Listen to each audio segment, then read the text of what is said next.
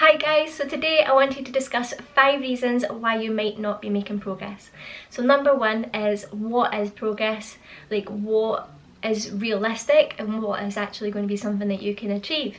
Because a lot of the time, I know we focus on the scales and I know we get so upset and we hate life when the scales don't come down, and it can totally change the vibe in the whole household because you went on the scales, they've not changed the way you want them to, so you lash out at your family, you get upset, you're angry for the rest of the day, and you think, fuck it, I'm just going to munch loads of food this weekend because it doesn't work anyway and it's not worth it. You can really see the negativity that comes from weighing yourself, so why should progress be tracked on something that is so negative and that can really emotionally affect you? It's better for us to ditch the scales and actually notice progress in everyday life. Like, how do you feel eating better food? How do you feel eating the right amount of food and you're not sitting on the sofa totally stuffed and feeling like you're going to burst? How does that actually make you feel? You feel more efficient, you feel like you have more bounce in your step, you feel like you've got more energy, you feel happier because you're actually doing something to look after your body. You're possibly exercising, which makes you feel sweaty and optimistic and energized rather than kind of feeling sluggish and crap from not exercising. So yes, I know the scales might not go down, so it's not actually our best way of indicating progress, because if you think of all this water in this bottle, that weighs, yeah, it's heavy, a big 2-litre bottle of heavy, and if you weigh yourself when you're drinking water, you're automatically going to be heavy. The same with food. If you're eating food, you're going to be heavier on the scales, okay? If you've not slept well at night, you're going to be heavier on the scales. If you've got your time of the month, you're going to be heavier on the scales. So letting this dictate your progress is so not worth it, and there's much better ways that we can do that.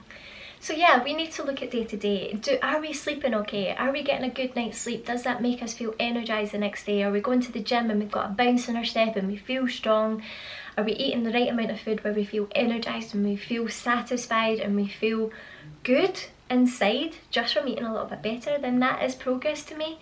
That is something that's telling me I'm doing stuff that my body feels good doing, and I feel energised, I feel healthy, and that's more important than what your clothes look like on you or what you look like in the mirror, because if you're happy and you feel good, that is the important thing, and you know you're being healthy for yourself, you're exercising, you're trying to eat relatively well and enough food to fuel yourself and have energy and be healthy, and you're looking after your head. Yeah, so progress should be something that you look at and daily and how you feel rather than just what's on the scales.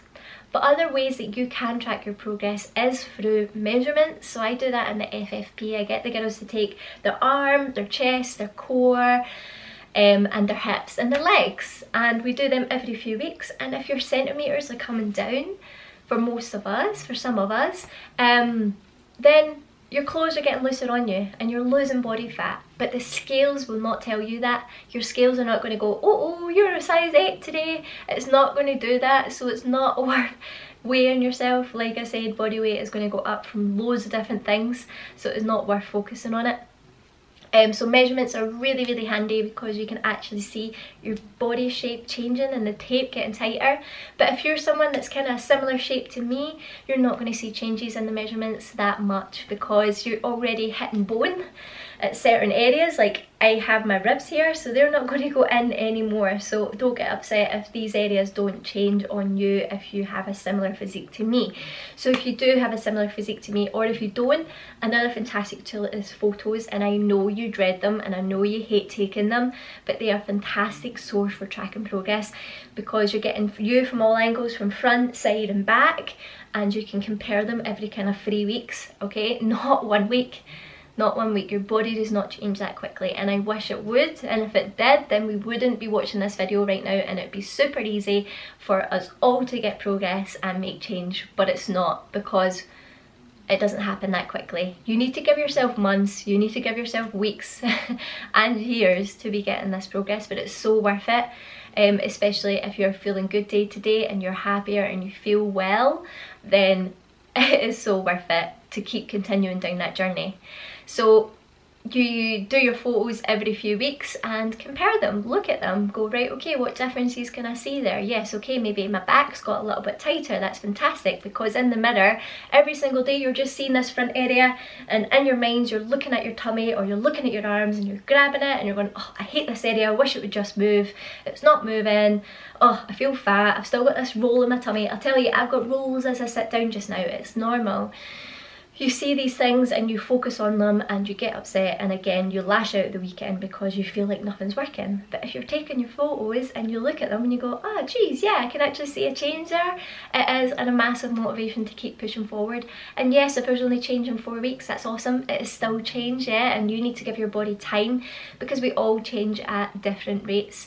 The thing with the female fitness program is it's only 10 weeks, which I still don't think is a long enough term, but sometimes you need to do something like that to get people in and get them actually visually seeing it so that they can continue on. But some people expect to see change in 1 week, and I tell them straight away that is not going to happen, and that's why we're doing this for 10 weeks. So what happens if you're not feeling good day to day? What happens if your photos aren't changing?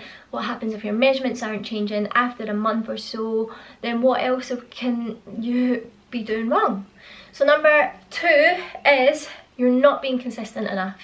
You're not keeping yourself accountable and you're not aware of what you can achieve in your week. So top tip for doing that is every Sunday I sit down and make a plan, like what am I going to achieve this week? What can I do? And then the following Sunday I look back and I go, right, okay, actually I managed all my workouts, I tracked all my food, I felt really good every single day, and it's been a great week.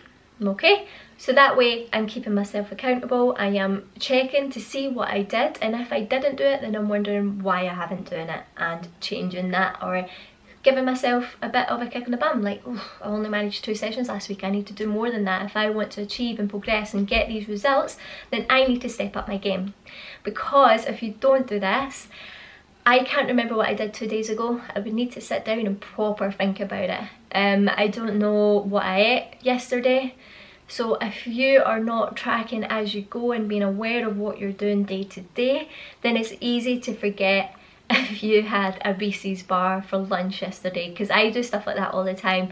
I hit a point when I'm crazy hungry and I pick up something really quick, and then I'm maybe tracking my food at night, and then I go, oh geez, I forgot I had that, and I wouldn't really remember, and I would end up overeating on that day because I forgot about this one item I've had.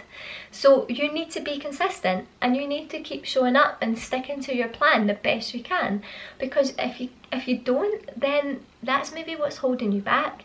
So there's no point changing food, there's no point doing more activity and killing yourself in the gym for 1 week if you've not been doing it consistently for week to week to week to week.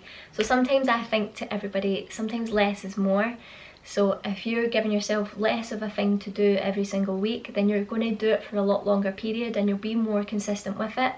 So rather than you doing 100 push-ups a day for 5 days, because then you get fed up and you can't do anymore, I'd rather you did 10 a day or 5 a day for 50 days, yeah, because 5 push-ups a day is nothing. You could do that forever, it's easy, yeah, but if you were to do 100 a day, you're not going to get to do that for 10 months, yeah, that's not going to happen. So it's making sure you're doing something that you can actually achieve, okay?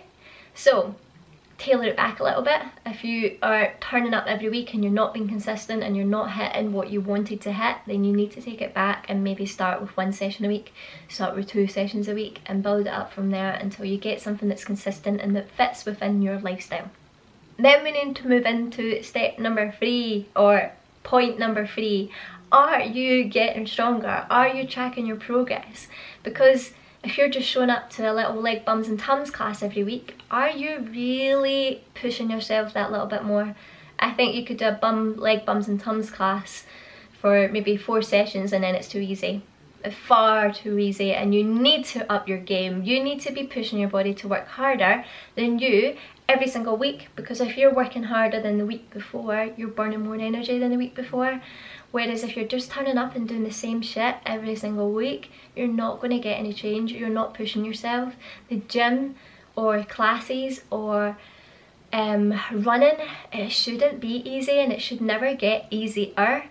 I was speaking to a client the other day and she's like, I always feel like I'm sweating and I'm struggling and I never feel like I'm getting any fitter. And I was like, that's good, because that means every time you're coming, you're pushing yourself, you're making it harder every week, because that means you are doing more than you've done the week before. But if you did what we were doing originally on week 1, you wouldn't be finding this hard, and then you'd be complaining that it's not too hard. So you do need to start tracking your progress in the gym, and that is why I do promote weight training, because it is the #1 best thing for seeing yourself get stronger. And that's something else that can relate back to #1 in tracking progress, because if you're getting the weights up in the gym and your chest press has gone from a little 5 weight to a 10 weight, you've doubled your progress, you're double stronger. And that makes you walk out the gym going, yes, I feel like a right badass, I'm getting stronger, rather than going on the scales and go, oh god, the scales have gone up, I've not made any progress this week, I feel rubbish, I've not done any change, and I'm getting fatter and the wheels aren't scaling, you know. So that's why you need to track your progress in the gym. So I know a lot of you might not like doing weights, so the alternative to that is just doing a class that's maybe a little bit harder and upping your game. So that's when pump can come in a wee bit handy, because you can put the weight up on that. And in pump it does teach you the fundamentals of stuff that you can do outside the class, like squats, deadlifts, overhead press, bent over row. That's all everybody does in the gym, but pump makes it more feminine and makes it more friendly looking and plays music, and you do it as a group so you don't feel like everyone's staring at you. But that is what you do in the gym, so it shouldn't really put you out your comfort zone that much. Get the tunes on in your head, go with a friend and have a wee bit of banter, and try the exercises from pump outside the gym, outside the class. So you could do pump, you could, if it was running that you were doing because you don't have a gym membership, you could maybe try and track your running every week and try and get a little bit faster every week, or increase your time, increase the length of your route.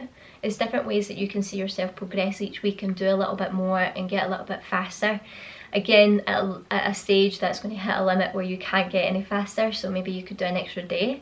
Maybe you could change up your run to like a HIIT, high intensity training, where you do like 30 seconds fast, 30 seconds slow, 30 seconds fast. See if that changes it up a wee bit, and it's a new stimulant for the body to track. If you didn't do that, if you were doing home workouts, you can always get kettlebells to use from home and increase the number of sessions you do, or increase the time that you work for, or increase the weights that you're using. So that's why I think the weights are a perfect way to track your progress, because it makes you feel strong and badass, and it means you're getting stronger and pushing yourself harder. Another thing you could do is track your steps. And I know it's so stupid, but I wear my step tracker all the time because I like to know, yes, I train 4 sessions a week, but that's 4 hours out of my whole week. That's nothing. What am I doing with the rest of the time? Example, right now, sitting on my butt. I need to get up and I need to move more, especially if I want to maintain the condition I've got. I need to be getting my 10,000 steps a day and moving more. That's what we need to do to get ourselves to where we want to be. And that's why step trackers are amazing, because it's making you look outside the box and what you're doing daily rather than just what you're doing in the gym. And you could build your steps from 7,000 average to 8,000 average to 9,000 average, week upon week upon week, building those steps up. Then you're burning more energy than you on week 1, so you will be making progress because you are pushing yourself harder. The 4th reason why you might not be making progress is because you are human. You have a social life, you have parties to go to, you have friends to see, you have family to see, you want to eat cake, you want to lie around all day and not do anything. You're human, you're not perfect, you get unwell, that's life, and we need to learn to work around that the best we possibly can and not beat ourselves up for it. So I know loads of girls who, and myself, who just have days when I go, fuck it, I'm going to eat all the crap and all the food in the house and just eat it all because I feel like rubbish and I've had a really horrible day. So we need to learn why that happened, what's caused that. I had a horrible day, so is there something else I could do to make myself feel better? Like maybe speak to Joe about it, get it off my chest and have a laugh with him. Or is it having a bath? Or is it just reading a book that makes me feel good and makes me feel better? So if you have things like that get in your way, or you've got time in the month, or someone's been horrible to you, don't lash out and take it out on yourself. Yes, you can do that now and again and enjoy it, as long as you get back on track the next day. That's the main thing, and you don't beat yourself up for it and turn it into 3 weeks off, 4 weeks off, all because of this one occasion that you've had a bit of a wobble. they aren't the reason why you're not making progress. The reason you're not making progress is because you're not getting back into a routine after it, and you're making yourself feel guilty for it and punishing yourself for it when it isn't that way. Like, everybody does that, you're human, that happens. We get unwell, you're going to get weeks where you can't go to the gym because you've been so ill and you've been bedbound, and you'll go back to the gym and you'll feel weak as shit and you'll feel horrible. But after a week back into routine, you'll feel like your old self again. So it's not worth giving up just because you had a bit of a wobble and you've been held back. It's been out of your control. You can't help if you get unwell or not. If you've got social occasions, again, it's something we all have to deal with. Like, I love a wine at the weekend, I love some gins, I love seeing my friends and eating food and socialising. That's what we do as humans, that's how we communicate and have fun together. But for you to try and stop yourself from doing all that, you're going to hate life and you're not going to be happy. And if you do go out with your friends and you have loads of fun and it's a wild one, just make sure the next day you're looking after yourself, because alcohol is a depressant. Make sure you're doing something that makes you feel good. You're going out for a walk, you're not lying in your ass all day feeling sorry for yourself and feeling guilty and having the fear and sleeping all day, because you're just going to feel worse for it. It is just getting yourself straight back into routine after it and not turning it into 3 days of hating life and feeling sorry for yourself until the next night out. It's getting control, getting outside, being healthy, feeling good, doing what makes you feel right, eating some good food that day, lots of veggies to recover from the night before, rather than lying there feeling shit and eating more rubbish food to make yourself feel rubbish. So you're human. Learn from things that to make you tick. Learn that it's okay to binge, and we all have those episodes and they moments. Just learn a different way of coping with them. Understand that it's okay to get out, it happens. Okay, so that's probably the fourth reason, is that we're just far too hard on ourselves and we expect these things not to happen and to have a perfect run at everything to get the perfect body, when it's not like that. We have to learn how to manage life and social life around this, because then it's maintainable, then it's sustainable, and it's something we can be consistent with week in and week out because it's real. And again, going back to my first story about doing 10 push-ups a day, it just means it's going to last for a lot longer. Cool. Last point in why we are not getting progress is because you don't enjoy what you're doing. You're not enjoying the food that you're eating. You are not enjoying the workouts that you are doing. You just simply don't enjoy what you're doing. And enjoyment has to be a massive factor. We have to go out and socialise and do these things and learn how to deal with them the best we possibly can, because that's life. That's how we enjoy ourselves, that's how we switch off. We can't be a robot and live in the gym, because you're not going to enjoy that, and that's not a way that I know you want to live. So if you don't enjoy your food, you maybe need to look at how you were eating in the past. Like, is it a way you can incorporate the way you ate in the past to now? Like, calories are king, so whether it's chips you have or a potato, it doesn't really make much difference. It's still a calorie. It's just you might get a lot more potato than you would for fries. So you might only get a little portion of fries, whereas you could get a ton of potato for the same amount of calories. That's the only difference there, because the fries are deep fried, which isn't bad, but it just makes them more calorific, whereas potato, you bang it in the oven, it tastes good and you get loads of it and you feel full after eating it. So that's the only difference there. So calories are key. So for my girls, I don't mind them eating an Empire biscuit at the weekend, because it makes them feel good, they enjoy it, they've socialised with friends, as long as they've tracked it in their calories. And that might mean that they've got a wee bit of a smaller dinner that day, but they've had fun with their friends, and that is the most important thing. The same thing is with exercise. If you're not enjoying what you're doing, okay, give yourself a bit of time. And do you feel good after it? Is it just getting there that you don't enjoy and doing it that you don't enjoy? Are you making things up in your head that make you think you don't enjoy it? So the gym, oh, everybody's staring at me, everybody's going to be laughing at me, everyone's going to think I'm stupid. No, they don't. In the nicest way possible. No one cares what you're doing in the gym. Everybody's far too focused on what they're doing. And if people are looking at you, it's probably out of interest of, oh, what's that person doing on that machine there? Like, I've never done that before. I wish I would have had the confidence like them to do that.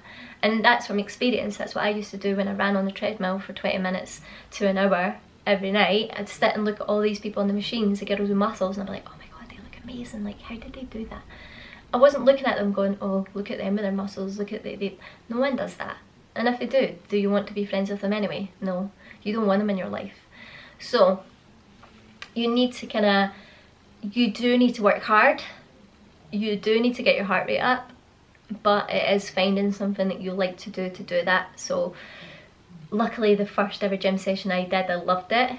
I know some people who are a wee bit nervous at the start, but then they love it. So do you need to give yourself a wee bit more time until you enjoy what you're doing? Or do you need to change it up completely and focus on steps? Go swimming if you enjoy swimming. Go rock climbing.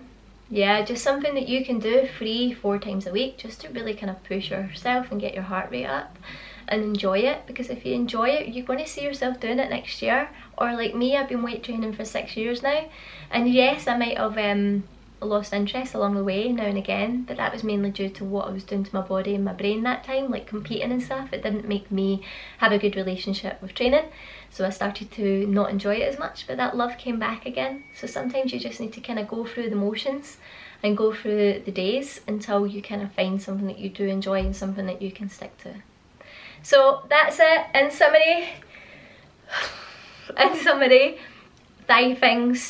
5 reasons why you aren't making progress. 1, your progress isn't real. You're not being realistic with yourself, and you're not being honest with yourself when you're tracking on the scales. So we have other ways to do that now. Number 2, you're not being consistent. You're not showing up week to week and doing the same thing that you can consistently do and sustain, because that's where people get results. Number 3, you're not pushing yourself hard enough. You're not making yourself work hard enough in the gym, and you're not tracking your progress there. Number 4 is that you are being far too hard on yourself, and you are not understanding that you need to do this with a lifestyle. And number 5 is you don't enjoy what you're doing. So if you don't enjoy it, you're not going to stick to it. So find something you enjoy. I hope you enjoyed this, guys. I hope you enjoyed the video as well, and that you've took some tips from it. Leave any comments or questions below. I want to kind of hear more from you guys, and if you enjoy this and if it helps. If it doesn't, or you're not enjoying it, or what it's maybe missing, let me know, because I want to make the best kind of videos I can to help more of you and advise more of you the best I can. Alright, so have a fantastic week, and I'll catch up with you all soon.